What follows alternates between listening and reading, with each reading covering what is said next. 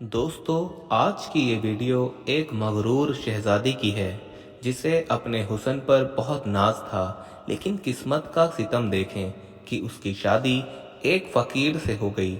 ऐसा उसके साथ क्यों हुआ, ये जानने के लिए आज की वीडियो आखिर तक ज़रूर देखें। और वीडियो में आगे बढ़ने से पहले हम आपको ये भी बताना चाहते हैं कि हमारे पास बहुत सारे ईमेल्स और मैसेज आ रहे थे कि हमें शुगर की दवाई बताइए। तो अगर आपको शुगर की बीमारी है या धात की बीमारी है या मर्दाना ताकत से रिलेटेड कोई भी बीमारी है, तो हमारे पास इन सब बीमारियों की दवाई मौजूद है, जिससे आपकी बीमारी गारंटी से जड़ से ख़त्म हो जाएगी। आपको सिर्फ ये दवाई एक बार ही मंगानी होगी। एक बार से ही आपकी दवाई से आपकी जो बीमारी है वो जड़ से ख़त्म हो जाएगी इंशाल्लाह। हमारे जो आलिम हैं उन्होंने इस दवाई पर पढ़ाई की है, वसाइफ की हैं। तो अगर आप दवाई मंगवाना चाहते हैं तो हम कुरियर से आपके पास दवाई भेज देंगे। दवाई के प्राइस भी ज़्यादा हाई नहीं हैं। दवाई मंगवाने के लिए आप स्क्रीन पर दिए गए नंबर पर व्हाट्सएप करके दवाई ऑर्डर कर सकते हैं, और ज़्यादा जानकारी के लिए आप व्हाट्सएप पर मैसेज करें। दोस्तों, बहुत अरसे पहले की बात है।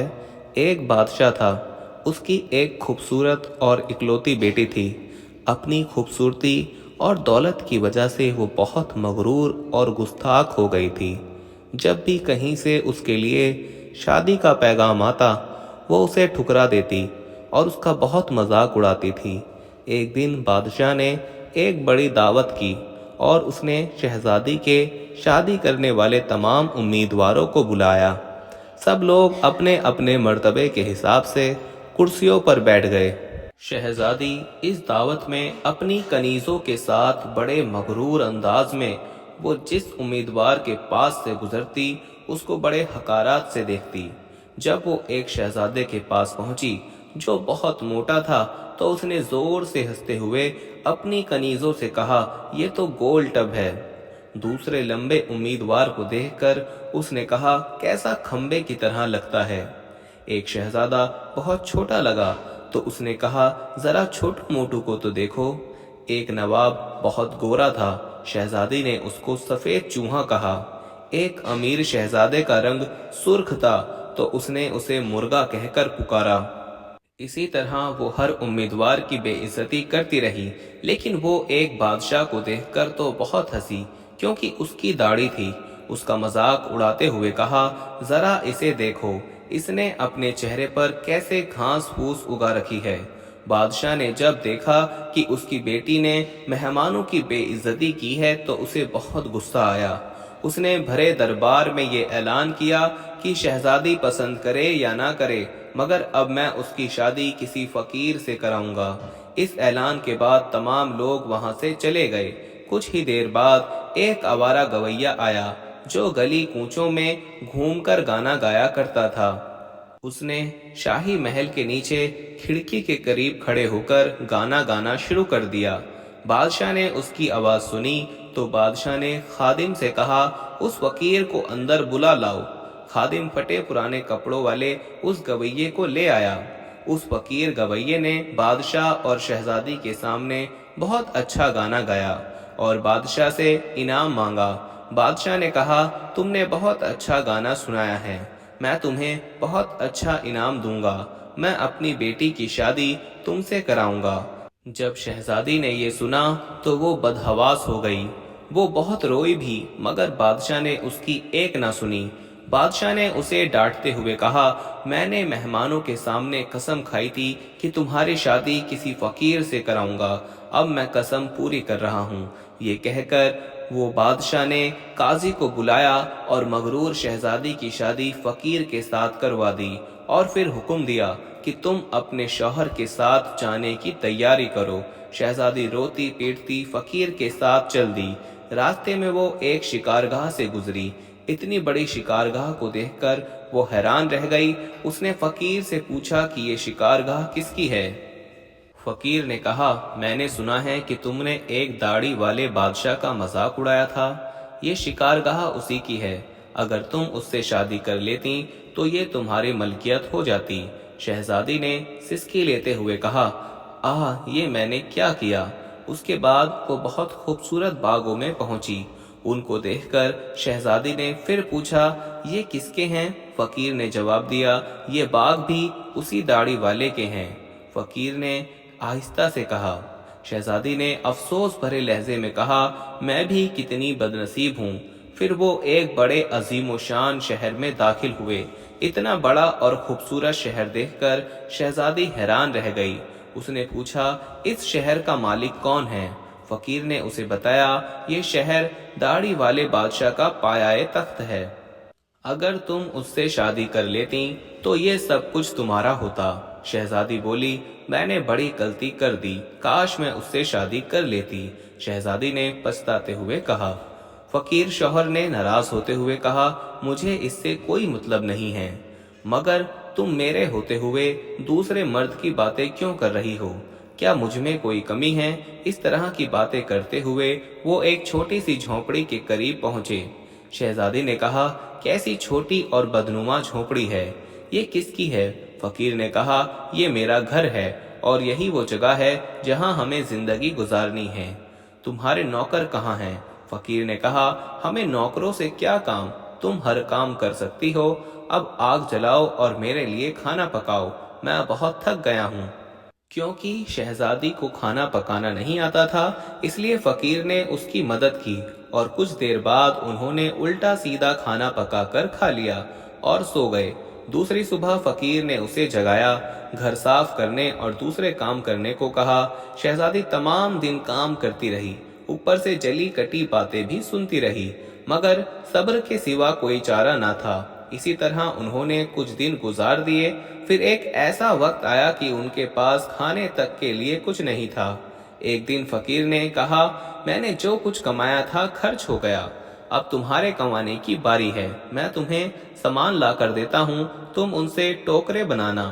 یہ کہہ کر وہ جنگل گیا اور لکڑی کاٹ کر لے آیا۔ شہزادی نے ٹوکریاں بنانی شروع کی۔ اس نے پہلے کبھی کوئی ایسی محنت کا کام نہیں کیا تھا، اس لیے اس کی انگلیاں زخمی ہو گئیں اور ان سے خون بہنے لگا۔ یہ دیکھ کر اس کے شوہر نے کہا، میرا خیال ہے یہ کام تم نہیں کر سکتی، میں تمہیں کچھ سوت لا کر دیتا ہوں، تم اس سے کپڑے بننا، مگر وہ یہ بھی نہ کر سکی۔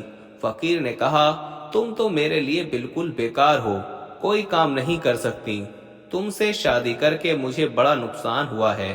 بہرحال میں کوشش کرتا ہوں کہ تمہارے لیے مٹی کے برتن لے آؤں، تم بازار جا کر ان کو بیچنا۔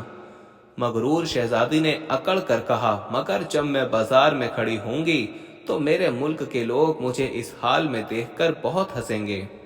فقیر نے کہا، یہ میرا مسئلہ نہیں ہے، اگر تم بھوک سے مرنا نہیں چاہتی ہو تو تمہیں یہ کام کرنا ہی پڑے گا۔ مٹی کے برتن بیچنے کا کام بہت اچھا چل رہا تھا۔ لوگ جب ایک خوبصورت لڑکی کو بازار میں برتن بیچتے دیکھتے تو اس پر ترس کھا کر کچھ نہ کچھ ضرور خرید لیتے۔ برتن بک گئے تو فقیر نے اور برتن لا کر دے دیے۔ اسی دوران ایک بدمزاج سپاہی وہاں سے گزرا۔ اس نے بازار کے بیچ میں برتن رکھے ہوئے دیکھ کر انہیں لات مار کر توڑ دیے اور کہا کہ آئندہ اس طرح راستہ مت گھیرنا۔ شہزادی بہت پریشان تھی، اس نے سارا واقعہ گھر آ کر اپنے شوہر کو سنایا۔ شوہر نے کہا، تم نہایت ہی بے وقوف ہو، تم سے کس نے کہا تھا کہ بیچ بازار میں سڑک پر برتن لے کر بیٹھ جاؤ؟ آخر وہاں سے لوگوں کو گزرنے میں دشواری ہوتی ہے۔ میرا خیال ہے کہ یہ بھی تمہارے بس کا کام نہیں ہے۔ خیر میں شاہی محل جا رہا ہوں، ہو سکتا ہے وہاں تمہارے لیے کوئی کام نکل آئے۔ یہ کہہ کر وہ شاہی محل روانہ ہو گیا۔ شام کو واپس آ کر کہا، شاہی محل میں تمہارے لیے مددگار باورچی کی جگہ مل گئی ہے، اب کم سے کم ہمیں کھانے کو خوب مل جایا کرے گا۔ اور اس طرح ایک مغرور شہزادی ایک مددگار باورچی بن گئی۔ وہ ہر روز صبح سے شام تک باورچی خانے کے سارے کام کرتی اور شام کو لوگوں کے آگے کا بچا ہوا کھانا لے کر گھر آ جاتی، اور اس طرح دونوں کا گزارا ہو جاتا۔ محل میں آئے ہوئے اسے کچھ ہی دن گزرے تھے کہ اس نے سنا کہ محل میں کسی کی شادی ہونے والی ہے۔ پھر شادی کے دن جب مہمان آنا شروع ہوئے تو وہ باورچی خانے کی کھڑکی سے انہیں دیکھ رہی تھی۔ لوگ بہت ہی اچھے اچھے کپڑوں میں مہمانوں کا استقبال کر رہے تھے، ہر طرف بڑی شان و شوکت اور دھوم دھام نظر آ رہی تھی، لیکن شہزادی اپنی قسمت پر آنسو بہا رہی تھی اور اپنے غرور اور تکبر اور بے وقوفی پر پچھتا رہی تھی۔ اسی دوران کچھ نوکرانیاں آئیں اور انہوں نے اسے بہت سے مزیدار کھانے دیے جو اس نے اپنی ٹوکری میں رکھ لیے اور گھر کی طرف چل پڑی۔ ابھی وہ محل کے دروازے سے ہی گزر رہی تھی کہ اچانک ایک بہت ہی بہترین لباس میں ایک شاندار اور خوبصورت شخص نے اس کا راستہ روک لیا۔ شہزادی نے نگاہ اٹھا کر دیکھا، یہ تو وہی داڑھی والا بادشاہ ہے جس کا میں نے خوب مذاق اڑایا تھا۔ وہ خوفناک شرم سے کانپنے لگی۔ پھر وہ داڑھی والا اس کے پاس پہنچا۔ اتنے سارے لوگوں کو دیکھ کر شہزادی کا اپنے اوپر قابو نہ رہا اور گھبراہٹ میں ٹوکری اس کے ہاتھ سے گر گئی اور اس میں سے کھانا نکل کر چاروں طرف بکھر گیا۔ تمام درباری ہنسنے لگے۔ شہزادی کا یہ حال تھا کہ کسی طرح زمین پھٹ جائے اور وہ اس میں سما جائے۔ شہزادی ہاتھ چھڑا کر بھاگنا چاہتی تھی کہ بادشاہ نے لپک کر اسے دوبارہ پکڑ لیا اور بڑی نرمی سے بولا، ڈرو مت، کیا تم مجھے نہیں پہچانتی؟ میں وہی آوارہ فقیر گویا ہوں جو تمہارے ساتھ جھونپڑی میں رہتا ہے۔ میں وہی سپاہی ہوں جس نے تمہارے برتن توڑے تھے۔ یہ سب کچھ میں نے اس لیے کیا کیونکہ میں تمہیں پسند کرتا تھا اور تم سے شادی کرنا چاہتا تھا۔ اب تمہارے غرور کا علاج ہو چکا ہے اور تمہیں اچھا سبق مل گیا ہے، اس لیے پچھلی باتوں کو بھول جاؤ اور دیکھو آج ہماری شادی کی تیاری ہو رہی ہے۔ اسی وقت کنیزیں آئیں اور اسے اپنے ساتھ لے گئیں۔ شہزادی کو نہلا کر دلہن کا لباس پہنایا۔ جب وہ دوبارہ ہال میں آئی تو دیکھا کہ اس کے ماں باپ اور اس کے تمام درباری بھی وہاں موجود ہیں۔ سب لوگوں نے اسے مبارکباد دی۔ اب شہزادی بالکل بدل چکی تھی۔ اس کا غرور اور اکڑ اور دوسروں سے نفرت ختم ہو چکی تھی۔ اس نے زندہ رہنے کا ڈھنگ سیکھ لیا تھا۔